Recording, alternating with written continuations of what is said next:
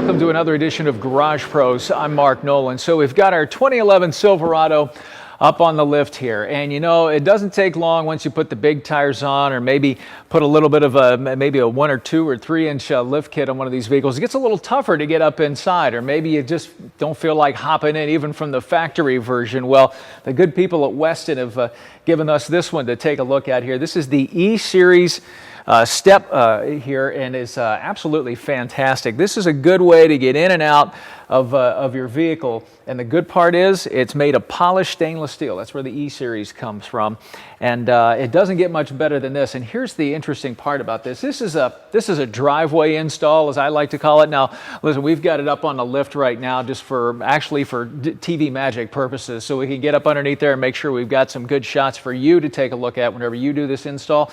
But I'm telling you, all told, on each side we're looking at 6 bolts. We've got 3 body mounts here, a rear, a center, and a front. And those are 3 bolts there, and then there are 3 bolts that attach into the actual step itself. It does not get much easier than that. And the bracketing is set up for this thing so simple, it actually has writing on it. This is a passenger front, it's got a PF on it, passenger rear, PR, and then a C for center. Each side has one of these. We're going to be working on the driver's side. It's a pretty simple setup, and interestingly enough, there's actually, for our indication here, a little more hardware than we actually need. For 07 and up, you don't need these extra long bolts here, which would normally be the bolts you'd use on maybe existing holes on the framework itself. 07 and up, we're actually going to use the same bolts that are being used to hold the cab on the truck right now. You pop them out, you put your bracketing in, you bolt them back up, you get a buddy, you pop up in there, and you've got your new step right on the side of the truck. So we're going to get in here right now, get those bolts out, put the brackets on, and then we'll start to get this step actually on here. So we'll start out with the rear one. This is just a 21 millimeter bolt, simple enough right from the factory. If you get a new enough vehicle, the fun part is there's no rust to deal with. It can come out fairly easy.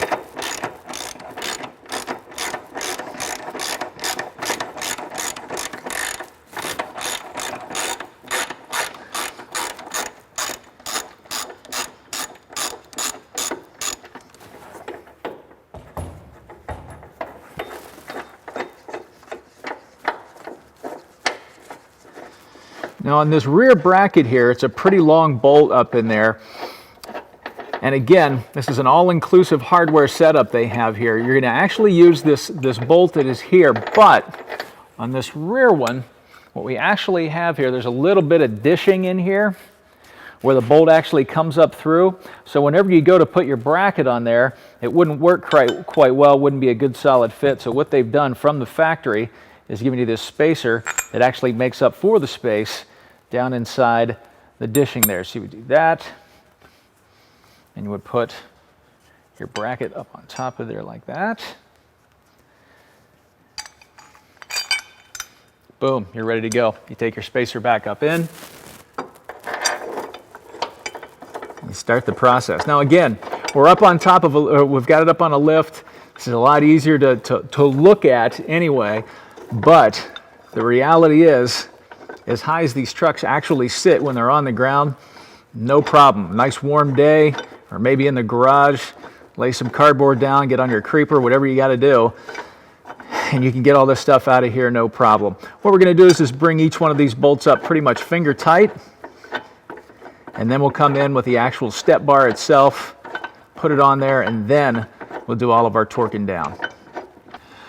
All right, well, I'm finishing up just snugging up this center bolt here, but what I did forget to do, and what you should all make sure you do, is wear some kind of eye protection when you get under a car. It doesn't matter how new the vehicle is, there's going to be some kind of debris underneath there that could end up popping down and whacking you right in the eye, and the next thing you know, I've had it happen a couple of times. I've had pieces of metal actually in my cornea before. It's not an easy process to get that stuff out of there, and it doesn't feel good.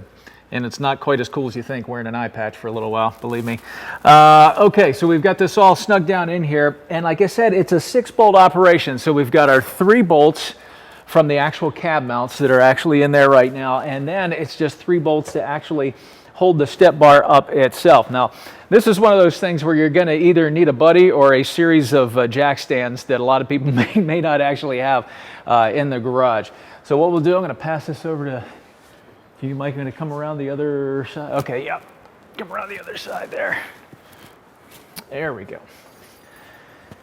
Again, 3 bolts, 2 large bolts on each end, and a small center bolt for that center piece there. Mike's bringing this through, and again, the wonderful thing about this, it is polished stainless steel. So even if you did, and we're not going to try to here, but even if you did ding it up a little bit, you could actually polish out any kind of imperfections that you would actually get. I'm just going to get that started. And again, you'll notice the brackets are still loose. We're just leaving everything kind of loose before we get in there and torque everything down. Like, I'm going to come over your way with this other one here. Actually, you know what? I'm going to come up through the center. I feel like it might support it a little more. Yeah. Center bracket, little smaller bolt. Enough. And then I'll come into the back here. So the sequence we'll use here to get these bolts settled back in is we're going to start on each one of the outside bolts that actually attaches to the step bar itself. We'll do those, then we'll go to the center bolt that attaches to the bar, and then we'll do the same process again, only we'll go back and start with the outside bolts for the cab mounts, and then go to the center.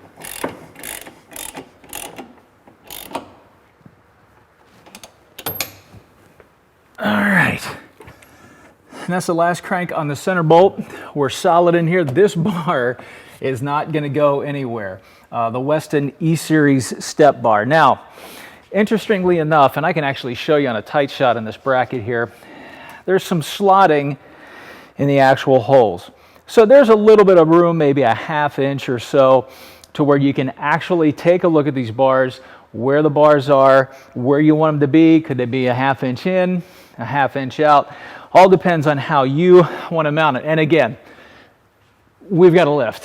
Not everybody has one of those. In fact, the majority of you do not. The only reason we put this up here is you can get up underneath here, we can get some good light, show you the actual brackets and all the different places that this thing actually mounts. 6 bolts per side, that's not bad at all. I would put this at maybe, if you got a buddy working with you, hour-and-a-half job to get it all absolutely done and heading down the road. All right, so we've got our 2011 Silverado down off of the rack here and our great E-Series step bumper from Westin.